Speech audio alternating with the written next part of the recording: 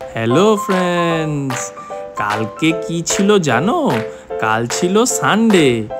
তাই ঋষিকে নিয়ে আমরা গেছিলাম ডিব্রুগড়ের খলিয়ামারিতে খোলা নতুন করে একটি বাচ্চাদের জন্য গেম পার্লারে। তোমরা হয়তো অনেকেই গেছো নিজেদের বাচ্চাকে নিয়ে এখানে।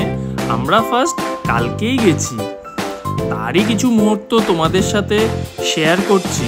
ভিডিওটা লাস্ট অবধি দেখে এনজয় করুন। আর ভালো লাগলে এই ভিডিওটিতে একটি লাইক, শেয়ার অ্যান্ড সাবস্ক্রাইব অবশ্যই করবেন। ধন্যবাদ।